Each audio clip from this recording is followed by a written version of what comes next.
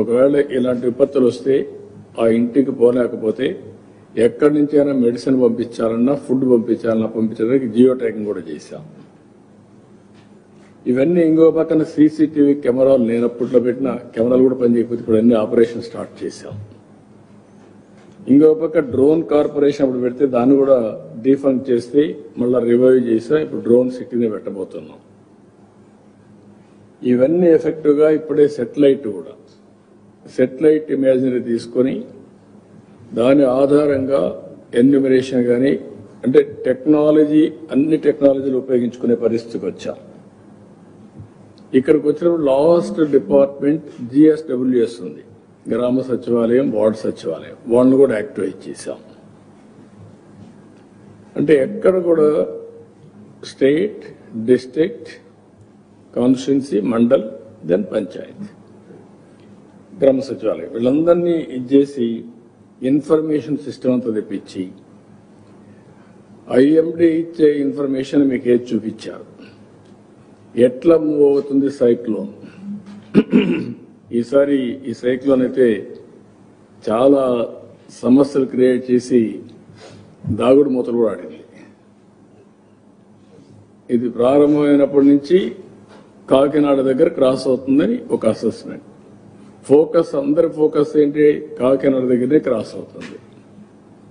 మనం అందరం అక్కడ ఫోకస్ చేసి ఎక్కడ ప్రారంభమైన రెయిన్స్ ముందు రోజు అంటే నెల్లూరులో స్టార్ట్ అయ్యి అక్కడి నుంచి తిరుపతి అయంతా పడి ఇంకొక పక్కన కావలికి వచ్చి హైయెస్ట్ 24 సెంటీమీటర్లో రెయిన్ఫాల్ పడే పరిస్థితికి వచ్చింది. అక్కడి నుంచి డివాస్టేషన్ చేసుకుంటూ బాపట్ల ఇట్లొచ్చి దెన్ మచిలీపట్నం, దెన్ అంతర్వేది, నర్సాపూర్ దగ్గర అక్కడి నుంచి క్రాస్ అయ్యి రాజోల్ ద్వారా పైకి వెళ్ళడం. అక్కడ రెయిన్ తక్కువ పడింది. ఇక్కడి నుంచి వెళ్ళింది తెలంగాణలో విపరీతంగా పడింది. ఇప్పుడు అటు పోతే ఛత్తీస్గఢ్లో పడిపోయింది, జార్ఖండ్ ఏరియా, ఇటు ఒరిస్సా అక్కడ ఎంత పడుతుంది చూడాలి. ఈరోజు క్లౌడ్స్ మూవ్ అయినాయి అటు సైడ్. ఇవన్నీ కూడా అనలైజ్ చేసి ఎంతవరకు జరుగుతుందో ఎస్టిమేట్ చేసుకుంటూ వచ్చాం. లాస్ట్ లో మీరు చూస్తే మేము ఎస్టిమేట్ చేసినప్పుడు ఎన్ని గ్రామాలు దెబ్బతిన్నాయి అనేది కూడా మీకు ఒక పద్ధతి ప్రకారం మారుతా ఉంటే మేము కూడా స్ట్రాటజీ మార్చుకుంటా వచ్చాం. అంటే దాన్ని డేటా మీద పెట్టి ఎన్ని గ్రామాలు సఫర్ అవుతాయి అవన్నీ కూడా చేసుకుంటూ వచ్చాం. అల్టిమేట్ గా ఆ గ్రామాల్లో మేము పెట్టిన గ్రామాల్లో పర్ఫెక్ట్ గా చేస్తే అది మారి అక్కడ రెయిన్ పడలేదు, వేరేది ఇక్కడ రెయిన్ పడే పరిస్థితికి వచ్చింది. ఈ రెయిన్ వల్ల ఈ ఎక్కడికక్కడ ఫ్లడ్స్ వచ్చి చెరువులన్నీ ఫుల్ కావడం అన్నీ వచ్చేసాయి. ఇక్కడ సిస్టమ్ లో ఉండే బ్యూటీ మీరు చూస్తే ఆల్ రిజర్వాయర్స్ లో యాజ్ ఆన్ టుడే ఎంత వాటర్ ఉంది, ముందుగానే కొంత డిప్లీట్ కూడా చేశాం. ఆ రివర్ లో క్యాచ్మెంట్ ఏరియా మొత్తం తీసుకొని ఎంత రెయిన్ పడుతుంది, ఎన్ని టీఎంసీ ఆఫ్ వాటర్ వస్తుంది, అక్కడి నుంచి ఇది ట్రావెల్ చేయాలంటే ఎంత దూరం పడుతుంది. అల్టిమేట్ గా ప్రకాశం జిల్లాలో లాస్ట్ టైం మనకు పెద్ద ప్రాబ్లం వచ్చింది. ఇప్పుడు కూడా నిన్నంతా ఒక లెవెల్లో ఉన్నాం. ఈ రోజు మీరు చూస్తే పులిచింతల దగ్గర 1,70,000-75,000 క్యూసెక్స్ ఆఫ్ వాటర్ ఇప్పుడు వచ్చేసే పరిస్థితికి వచ్చింది. అది రాత్రికి ఇక్కడికి వస్తుంది. పక్కన మున్నేరు అవి కూడా వస్తున్నాయి.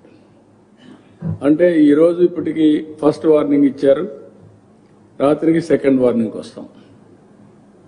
ఇవన్నీ కూడా ఎక్కడికక్కడ అనలైజ్ చేసుకొని ప్రిపేర్డ్నెస్, ప్లానింగ్ ఇన్ అడ్వాన్స్, ఒకవేళ రిజర్వాయర్స్ లో నీళ్లుంటే అడ్వాన్స్ ఎవాక్యుయేషన్ చేసి కొంత క్వశ్చన్ పెట్టుకొని ఆపరేట్ చేయడం. ఇప్పుడంతా కూడా ఫ్లాష్ ఫ్లడ్స్ వస్తున్నాయి. మీరు చూస్తే క్లౌడ్ బరస్టింగ్, ఒకే దగ్గర 40 సెంటీమీటర్ల వర్షపాతం, నెవర్ ఇమేజిన్డ్. ఒకే దగ్గర 40 సెంటీమీటర్లు పడితే అక్కడ బీభత్సమే. బుడమేరులో జరిగింది, ఇప్పుడు తెలంగాణలో కూడా జరిగినట్టుంది. వరంగల్ ఈరోజు జరిగింది. ఎంత 42 సెంటీమీటర్లు పడిపోయింది.